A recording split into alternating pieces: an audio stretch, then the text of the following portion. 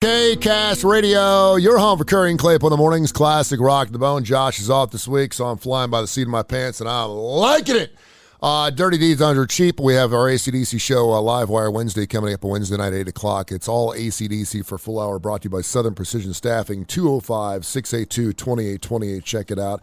Blow your ears off a little bit on Wednesday nights at 8 o'clock, Live Wire Wednesday.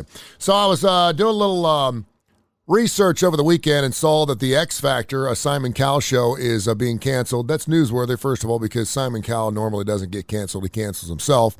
And second of all, the thing has been on for 17 years. And so I got a good friend of mine, David Merlin, who I met through a couple of different friends, and we've gone out and broken bread together, and he's just a hell of a nice guy. He's a paranormalist. I actually saw him on Penn and Teller's Foolish show several months ago, and it's one of my favorite shows, and to have a local guy here hitting big, and he's already been big, but the fact that he was on Penn and Teller, I was like, wow, this is huge. He's done that show, America's Got Talent, Comedy Central, Late Night with David Letterman. I go on and on and on. He joins us right now on Kurre and Klapow here on K-Cast Radio and the K-Cast Radio app. David, good morning to you, brother. What's been going on? Good morning, Sonny. How's it going? Man, great to have you on the show. First of all, we haven't caught up in the last couple months. How are you doing? How's the family? Everything good? I'm doing good. Just trying to get through this crazy COVID stuff. So yeah, I know. It looked like things were going to open up a little bit, and it appears that at least we're not going to go back to lockdown. But I know that directly affects your industry and everything you do because you play in front of huge audiences. And I do want you to share a story though, because you used to do a ton of cruise ship stuff. Is that stuff you still want to do again? And just talk about some of the great areas of the world you've been in as you performed on cruise ships. I think that's cool. yeah, I did the cruise industry for many years. I started off over in Asia, and I was actually there about 2 straight years before coming back home for a break.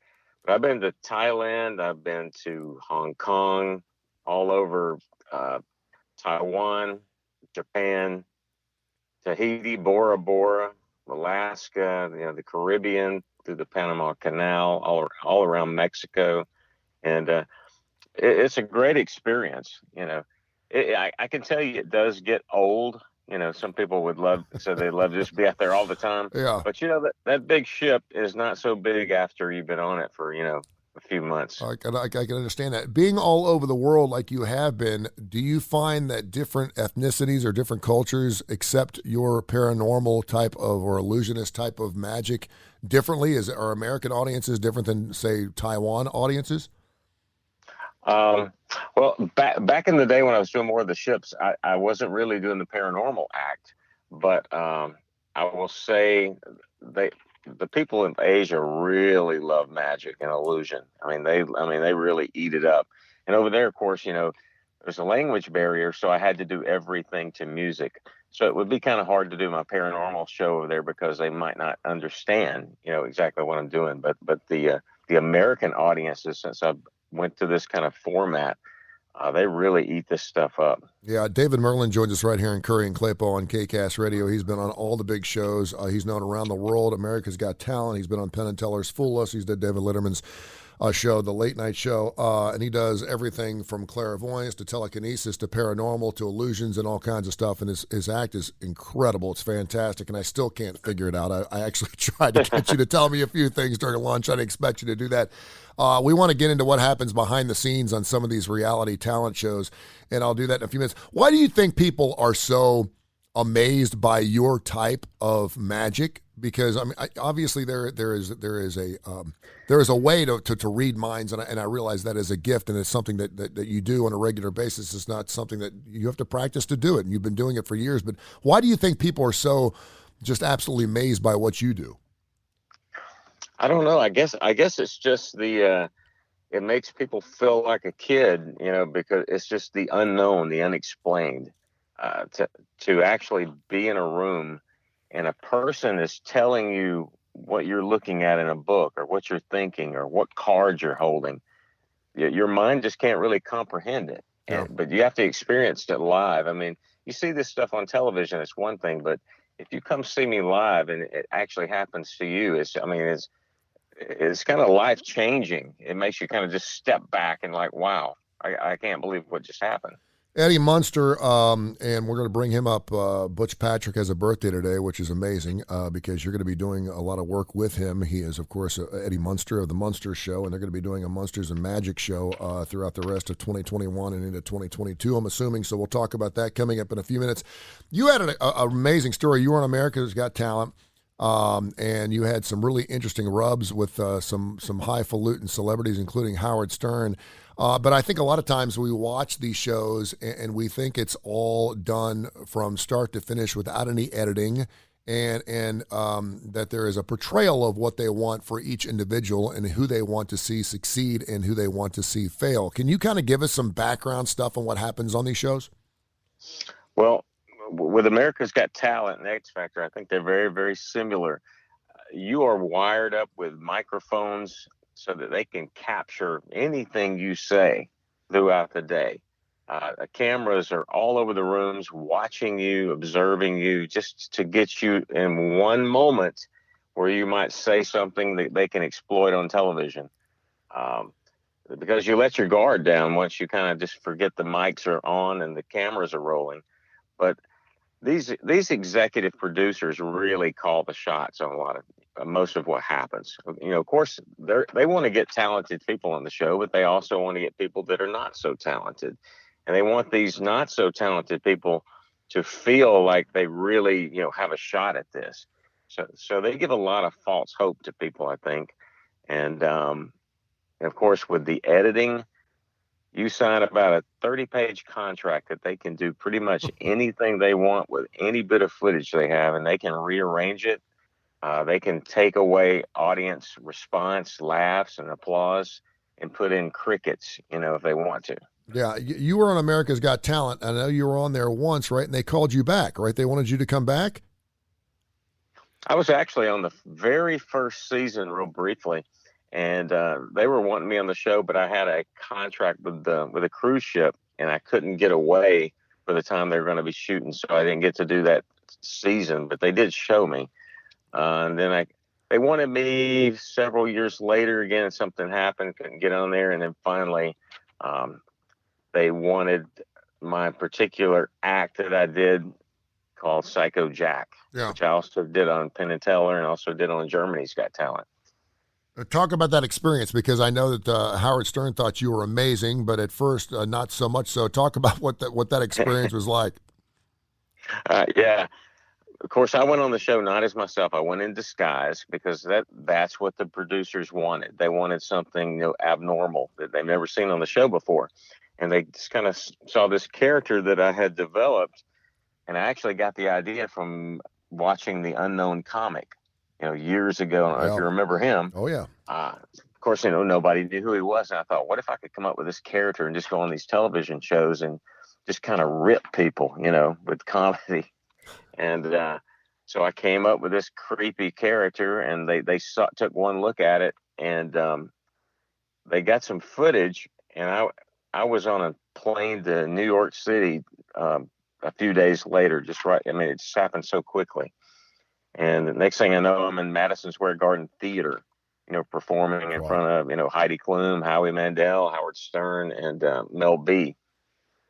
And, of course, I went out there and I wanted them to make out like I was some kind of clown, didn't know what I was doing. And so they fell for it, hook, line, and sinker, till I did my act.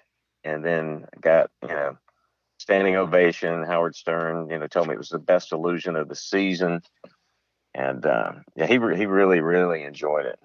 So what happened from that point, though? Tell us some of the things that happened, if you don't mind sharing these stories, because it is behind the scenes stuff. But tell me what happened from that point on, because I know that you actually did an act, but it didn't go off as well as you thought it had. Yeah. Of course, they wanted me to come back, and when I was going to go back, they gave me last minute notice, and so I told them what I would like to do if I come on the show. And that's when I started getting very suspicious about the show, because what I wanted to do, they kind of totally disagreed with, and they weren't really making sense of why they were disagreeing with me. Because the things that I do have been tested so much throughout the years that, I know what works and what doesn't work. And so I go on the show, and they want me to make it look like I'm having some difficulties or whatever. I said, oh, okay, no problem. I was going to do some kind of trick with blades, and I also had an assistant that had never done anything like this before. Had to just train this person in like a couple of hours, and this particular trick usually takes, at least a week to learn how to do this. Yeah. It's kind of dangerous, and I told them. They said, well, you got a minute and a half to do it. Of course, I told them there's no way there's no way you can do this in a minute and a half. I said it takes, probably a bare minimum of 2 to 2.5 minutes. And I said I usually take 3 minutes because it's so tedious. But they said, oh, no, you're a professional. You can do this. I said, I'm a professional. That's why I'm telling you I can't do this. Yeah. So they don't want to listen to things like that. And that's when I got really, really suspicious. And then it turns out they edit the whole thing because we did the routine a couple of different times. So it didn't look like I was doing quite enough struggling, to make the blades go through the girl. So they kind of quadrupled it to make it look like it was major mistakes. Oh, wow. And then they change, they edit, what people say or expressions. They change the music. They add these sound effects, and then they take out the laughter, the applause. And at the very end, they even put like Mel B doing a facial expression that wasn't even there. It didn't happen. At the end, the crowd goes wild. Yeah. And so that's when I started discovering what was going on. And then you hear rumors of they will actually pay acts to come on there. And, most of the acts don't, they get everything taken care of. They put you up in nice hotels. They feed you. They get your equipment there, fly in. They really treat you good in that aspect. But some of the acts that come on those shows are actually getting paid on top of that because they've made deals and signed contracts. David Merlin joins us right here. He's a paranormalist. He's from the great state of Alabama. He is worldwide. You can go to davidmerlin.com. That's Merlin,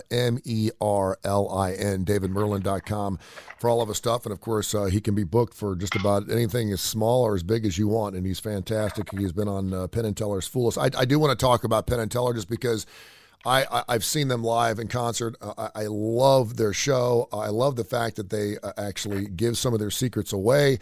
Obviously not the big stuff, but talk about when you were on that show, because I thought that was just really great. I thought you did a fantastic job. Obviously, your type of paranormal activity you did the Jack figure wasn't anything that fooled them, but I thought it was fantastic. Yeah, and once again, it's a television show, and they kind of ask you things that you might like to do when you come on the show. First of all, to get on the Penn & Teller show, they look for the best of the best in the world. Yeah. So it's a huge honor just to get asked to come on that particular television show, because they're not coming there to exploit you like some of these other shows. Mm-hmm. They're bringing you there to highlight your talent. And that's what I really appreciate about Penn & Teller's show. And, they give you... They ask you for different opinions of what you would like to do, but then in the end, the executive producers kind of get to call the shots of what they would like to see on the show. And in my case, I figured I told them, I said, they're going to love this trick, but I don't think it's going to fool them, which it actually did fool one of their people that screened the acts. Yeah, he saw some things that I did, and he's like, wow, I've never seen that done before. And I said, yeah, but between Penn & Teller, I don't know if it'll fool them. I got a couple other things I think possibly might. But they said, well, we would rather do this particular thing because it's so unusual and so visual, and we've never had anything like it. And they said, would you do it? And I said, sure, because I knew it was going to be seen in a good light. Yeah. And so I went ahead and did it. And, of course, then you get an open invitation, to come back. Because they've had some people back several times, and every magician on the planet wants to go on that show, and it's very difficult to get booked on Penn & Teller. See, I'm super blessed because I've had lunch with you. I've had numerous phone conversations with you. So I know David Merlin, the man, but I knew you as David Merlin, the paranormalist, before I actually got to know you. And I'm getting several text questions like, what is a paranormalist? What is a person who does in your industry as a living? What do you do for the day? Like if you, and I follow you on Facebook, so I see you posting pictures of your family, and I love that stuff, and pictures of dogs. But what do you do? What does a paranormalist do during the day? Are you constantly working your craft? What do you take days off? Is it something that you can't get out of your brain? What does David Merlin, the man, do throughout a day when you don't have any plans? Well, most magicians, most illusionists, they get their material from other people that create things. I'm pretty lucky that I actually dream up a lot of this stuff, and I design it and build it myself, or come up with just different routines that I would like to do.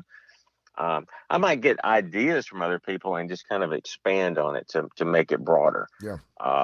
But usually during the day, I'm like, for the past couple of months, I've been building, flight cases to, put equipment in, because, I'm going to be doing some stuff with Butch Patrick, hopefully in 2021, if we get opened up, but for sure in 2022.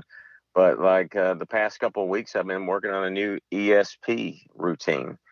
It's going to be I kind of got the idea from watching the beginning of the movie Ghostbusters with, Bill Murray with these ESP cards. Mm-hmm. So I got this cool idea to do with the audience. And so I'm going to work that into the show. But most magicians, you go to their show, they're going to be doing, card tricks. And I'm not really a card trick kind of person. No, you're not. You're far from it, man. I like to do visuals. I like to do something that when they leave that theater, they're going to remember that for the rest of their life, kind of thing. All right, so it's not every day that I have a phone call with a paranormalist and Eddie Munster, and we did that a couple of months ago. And of course, we're talking about Butch Patrick, and he celebrates his 68th birthday today. And just one hell of a nice guy. I know you're wanting to work with him and do some things, and certainly the COVID situation, the pandemic, has held you back a little bit on that. But talk about what you're wanting to do with him, and talk about some future shows maybe down the road. Yeah, me and Butch, we're great friends. I had seen him in Nashville a few weeks ago. We try to get together every once in a while and kind of strategize what we want to do. But we're going to be doing a show called Munster and Merlin, where we go to theaters and actually take the Munster coach and put it out in front of the theater and be kind of a 3-hour experience. We're going to have the Munster Go Home movie that plays. And then afterwards, I'm going to magically make Butch appear in the Munster phone booth. And then he's going to come out and greet the fans and just answer any questions that they might have about, the television show, The Munsters, or any other shows that he's been on. He's been on tons of stuff. Yeah. And after that, I'm going to come out and do the Paranormal Illusion show. And of course, I combine ESP, telekinesis, telepathy, and even ghost into the show. And I kind of came up with that theme, when I went and got to see the real Annabelle doll that's up in Connecticut with my friend Tony, who's the son-in-law of the famous Warrens. So all the Conjuring movies are based on the Warrens. So that was kind of the inspiration to bring in this theme. And I'm actually going to be out in Vegas, hopefully, fingers crossed if nothing happens, in December, doing the Para-Unity show at the MGM Grand. So that's going to be big. That's the same hotel Copperfield's in. I may have to make a trip out to that show now. I mean, you may have to put me in one of your lock cases, and I'll go out there with you. David Merlin, you can see that picture of Annabelle and everything else that David Merlin's into at davidmerlin.com. That's davidmerlin.com. Hey, brother, thank you so much. Just perfect timing with the X Factor, and I know you knew everything about what happens behind the scenes in some of these reality talent shows, and I greatly appreciate you sharing it with me this morning. Let's keep in touch. We'll grab some chow soon, okay? Sounds good, and I hope we can do something together and have a big show for a week or two in Birmingham, with KCast. We're going to make that happen, man. KCast Radio, we're growing too, and we had our first Kurre and Klapow come together a couple of years ago, and obviously couldn't do it last year, but we'll be doing something else, and you will certainly be part of that. David, I appreciate you, man. Thank you. Thanks, brother. Talk to you soon. There he is, David Merlin, joined us right here on KCast Radio. This guy's a freak, and I love it. I love it.